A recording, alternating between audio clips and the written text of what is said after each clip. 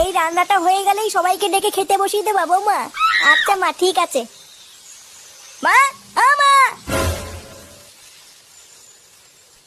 এই বাঞ্চতটা এখানে কেন এসছে? তুই কার কথা বলছিস? এই যে মাসিমা, আমার কথা বলছি গো।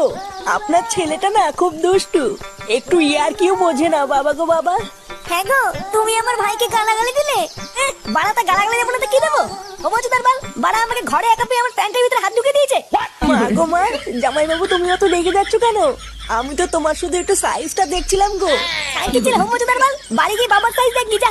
কি সব উল্টো পাল্টা কথা বলছিস তুই? যা বলেছি ঠিকই বলেছি। লেওরা আজকে প্যান্টের ভিতরে হাত ঢুকে দিচ্ছে, কালকে তো বলবে হালকা করে পুঙাও মেরে দাও। এই কি হয়েছে রে? এত চেঁচামেচি কিসের? দেখুন না মেশামশাই, মা গো মা, আপনার ছেলে একটু ইয়ার কিউ বোঝে না। ওটাই আর কি ছিল বাঞ্চদ?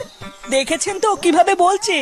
দেখো মা, আমি কিন্তু বলে দিচ্ছি, এই চুদির ভাই যদি বাড়িতে থাকে আমি কিন্তু বাড়ি থাকবো না, বলে দিলাম। চোরে বাচ্চা, তুই ঘর থেকে বেরিয়ে যা। আমরা কোনো কাজকর্মের বেলায় নেই, কোনো রোজগার পাতি নেই, আবার বড় বড় কথা। ও বাড়া, মায়ের থেকে মাসির দরদ বেশি, তাই তো? বাড়া এখন তো দেখছি আমার থেকে এই বাড়িতে হোমোচোদার দাম বেশি। লেওনা যেদিন এই হোমোচোদারা তোমার ধুতির ভিতরে হাত ঢুকিয়ে নেয়ানারি করবে সেদিন বুঝবা বালের এই বাড়িতে আমার কোনো দামই নেই।